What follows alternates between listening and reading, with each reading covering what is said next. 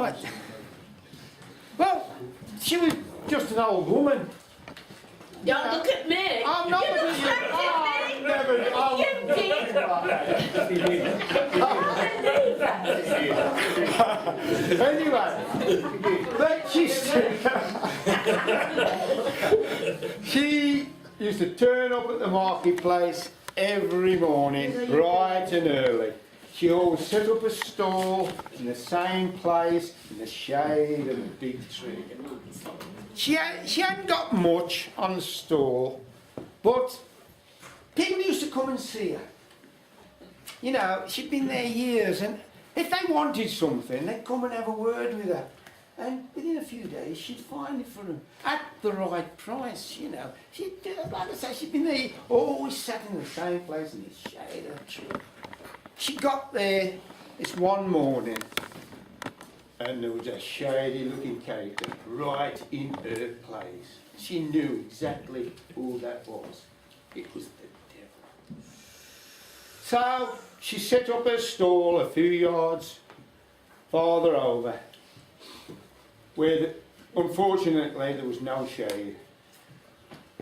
And she sat there all morning. All morning there were shady characters coming and talking to the devil, and conversations, and then off they'd go.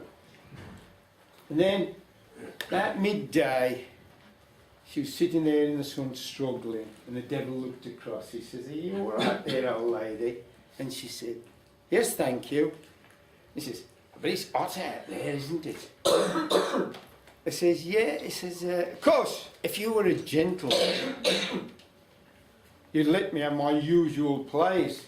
"Ha ha!" said the devil. "But I'm not a gentleman, am I?" The old lady says, "No, you're not." He says, "Do you know who I am?" He says, "Yeah." He says, "You're the devil." He says, "Yeah." He says, "And you want to be careful because I've got quite a lot of powers." And the old lady said, "I'm not worried about you. You know, I've seen people like you come and go, so I'm not at all worried." He said, "I mean, anyway, you know, I wonder about these powers, whether they're as good as you think they are." "Oh," he said, "you think you've got better powers?" I said, "Well, yeah, probably."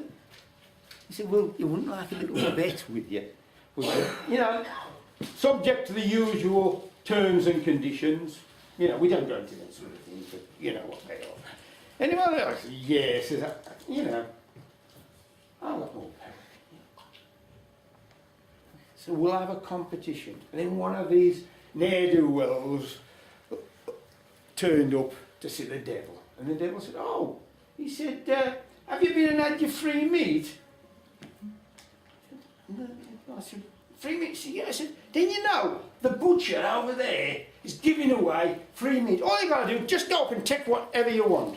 Oh, so he went over and he got a big junk of beef. Well, a big row ensued, you know, and they're arguing. And in the argument, the butcher picked up the huge knife and struck him dead. Well, the constable was called and the butcher was dragged off. And the devil said, "What about that?" And the old lady said, that's nothing." I said, "What about the silk merchant over there?" The devil said, "Oh, him? Yes." Yeah. He says, "He's really happy. Just got married to that young lady. Him and his wife are really happy." He says, "Yeah, I've been trying to put a spoke in their wheel for months and I can't do it." I said, "Watch this." So she went over into the silk merchants and she said, "I'm looking for something very special." And he said, "Oh, we've got all sorts of stuff here." And she said, "No, something special. You must have something tucked away somewhere."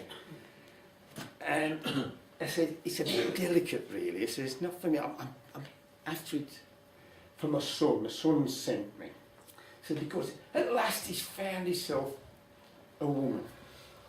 But not that I agree with it, because this lady is married. And I'm dead against it, but, you know, he's my son and he's asked me to come and do this, so, you know." And the silk merchant says, "Well, come on, into the back of it." And he pulled out this bolt of silk. And it was beautiful now. All birds and flowers and things like this. Absolutely. And so she had a piece of this and he wrapped it up in some special wrapping paper. And off she went with this parcel. Well, she went to the silk merchant's house.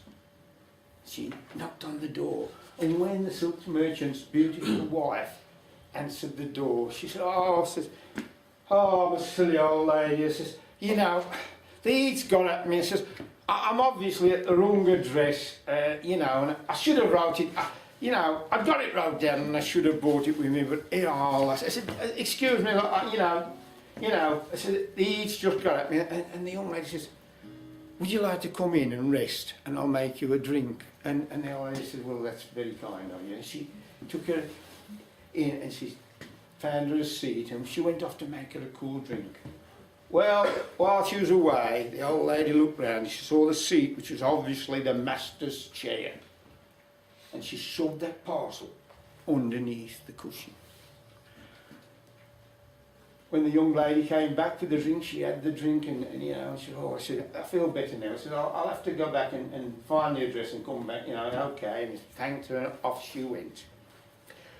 Well, when the silk merchant returned home that night, his wife was waiting for him. She said, "Come on in, I'll get you a cool drink." He sat in his usual seat. And I thought, "This is comfortable." He got up and he pulled out the parcel. But he knew right away what it was.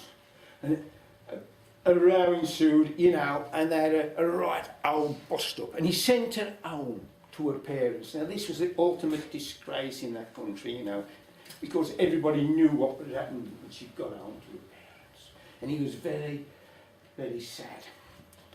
So, you know, the next day, yeah, the devil was there again, and the old lady said, you know, that was nothing. She said, "You know, I got one man killed, another one is going to be sentenced to death. And all you did was split a couple up." "Yeah," said the old lady, "but can you put right what you did?" And the devil said, "Well, no, I can't." She said, "Well, I can. And watch this." So she went back to the silk merchants, and she went in. And he wasn't very happy to see her. And he said, "Oh, it's you again." And she said, "Yeah."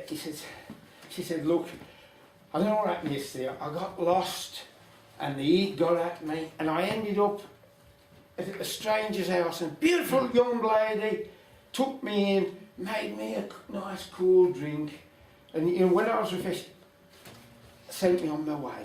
But I left my parcel behind. And I can't remember where the property is now, you know. Can I have another piece of the silk?"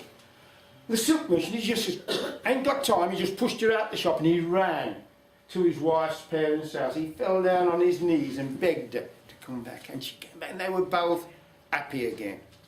Well, the devil knew when he was beat. He left that marketplace never to return again. A good thing too, if you ask me.